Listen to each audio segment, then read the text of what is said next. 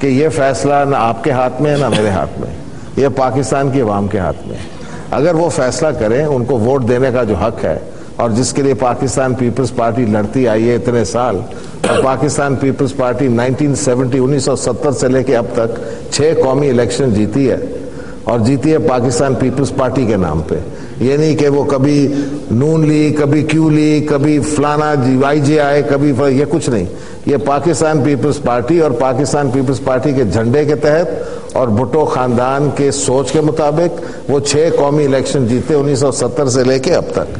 اس لیے یہ فیصلہ جو ہے یہ عوام کو فیصلہ کرنے دیں کہ وہ گاڑیوں میں پھرتے ہیں یا سڑکوں میں پھرتے ہیں، یا کتنی قربانیاں دی ہیں ان کی فیملی نے، یا وہ پاکستان کیوں آ کے شہید ہوئے اور کس طرح انہوں نے ایک ملٹری حکومت کو فیس کیا ذوالفقار علی بھٹو نے، اور کس طرح وہ شہید ہوئے اور کیا ان کی سٹرگل ہے۔ یہ تو پاکستان کی تاریخ کی بہت بڑا حصہ ہے۔ اور یہ کہنا ابھی اس وقت بلاول بھٹو زرداری کہیں نہیں ہے، he is not in active politics, لیکن جب وہ آئیں گے تو الیکشن ہوگا تو لوگوں کو فیصلہ کرنے دیں کہ ان کو پتہ ہے یا نہیں پتہ۔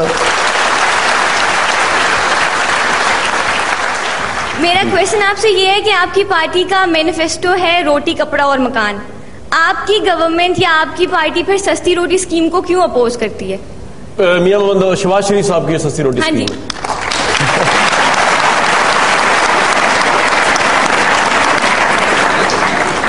اب میں ایسا جواب دوں گا، آپ کھل کے جواب دیں جناب۔ آپ مجھے یہ بتائیں کہ بند کس نے کیا ہے سستی روٹی اسکیم؟ کس نے کہا تھا کہ میں اپنا نام بدلوں گا لیکن میں سستی روٹی اسکیم کس نے؟ آپ بتائیں نا، کھل کے بتائیں گورنر صاحب، کس نے بند کیا؟ آپ بتائیں۔ میں نے بند کیا؟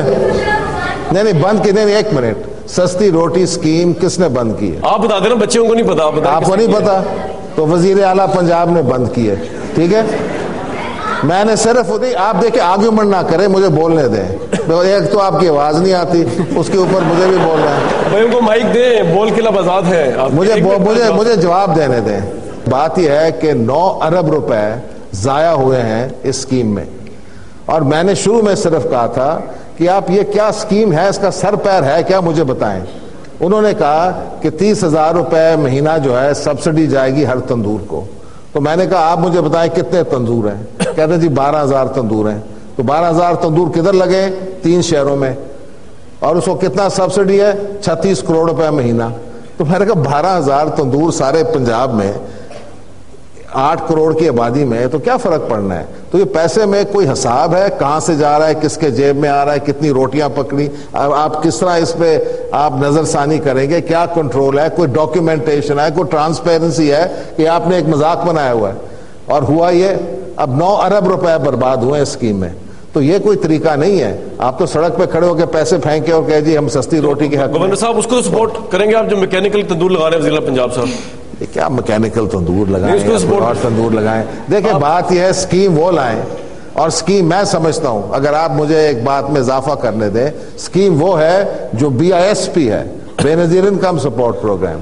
وہاں انہوں نے نادرا کے ذریعے پوری طرح بائیو میٹرکس کرا کے خواتین جو ہیں جو سب سے غریب اور اپریس طبقہ ہے ان کی شناخت کر کے ان کو پیسے براہ راست دیے بینک اکاؤنٹس کے ذریعے، تاکہ اس پہ کوئی شک نہ ہو کہ ان کو پیسہ ملا۔ جواب آئی تھنک بڑا سیٹسفیکٹری۔ آپ نے پھر کچھ پوچھنا تھا سر، کائنڈلی آپ مجھے یہ بتا سکتے ہیں کہ بے نظیر انکم سپورٹ پروگرام کے 1,000 روپے سے ایک غریب آدمی 30 دن کیسے گزارا کر سکتا ہے؟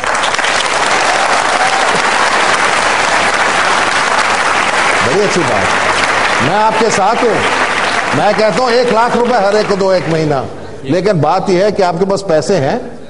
یہ تو بڑی اچھی بات ہے کہنے کو جی 1,000 روپے سے کیا بنتا ہے۔ آپ اس لوگوں سے پوچھیں۔ اب میں بھی آپ کو ذرا آپ کے ساتھ ایک ایکسپیرینس شیئر کرتا ہوں کہ میں جنوبی پنجاب میں جب گیا تھا تو میں پیسے وہاں تقسیم کر رہا تھا، مجھے لوگوں نے پیسے بھی دیے اور مجھے انہوں نے کہا کہ آپ لفافے میں اس وقت جو متاثرین ہیں ان کو پیسہ ڈسٹریبیوٹ کیے۔ میں گیا تھا، میں نے ان کو پیسے بھی وہاں کھڑے ہو کے دیے، اور کئی جگہ، لیکن ایک جگہ مثلاً ہم BISP کے ذریعے گئے تو میں نے 4,000 روپے یعنی 4 ماہ کی قسطیں جو ہیں وہاں ہم نے خواتین میں ڈسٹریبیوٹ کیے، اور آپ یقین کریں کہ جو عورتوں کو وہ پیسے ملے 4,000 روپے، کئی تو چھوڑ کے میز پہ چھوڑ کے چلی گئی، اور میں نے ان کو بلایا، میں نے کہا بی بی یہ آپ پیسے اٹھائیں، تو وہ میری شکل بلینک ہو کے دیکھ رہی تھی کہ انہوں نے زندگی بھر 4,000 روپے دیکھے ہی نہیں تھے۔ تو وہاں غربت کی انتہا ہے. تو آپ کو بے شک 1000 روپے کچھ نہیں لگتے ہوں گے, لیکن آپ وہاں جائے ان علاقوں میں ان عورتوں کے پاس جنہوں نے کبھی 1000 روپے نہیں دیے.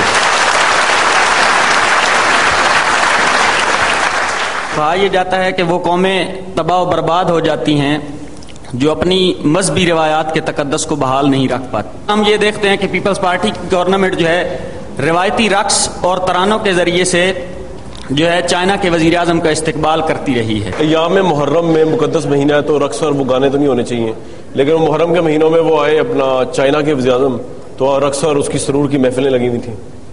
میں نے تو نہیں دیکھی. آپ کو انوائٹ نہیں کیا انہوں نے؟ یا تو مجھے انوائٹ نہیں کیا, میں نے کوئی رقص اور سرور کی محفل صاحب بڑا افسوس ہوا اس چیز کا کہ انوائٹ نہیں کیا گیا. یقیناً آپ لوگوں کو بھی افسوس ہوا ہوگا, لیکن میں نے تو کوئی ایسا فنکشن دیکھا نہیں ہے. وہ ٹی وی پہ جو آیا جو رقص و سرور ہو رہا تھا, ویلکم ہو رہا تھا, چھوٹی چھوٹی بچیاں تھیں, وہ تو کیا کر رہی تھی؟ گورنر صاحب چھوٹی بچیوں کا رقص نہیں مانتے. اب وہ رقص نہیں کر رہی تھی.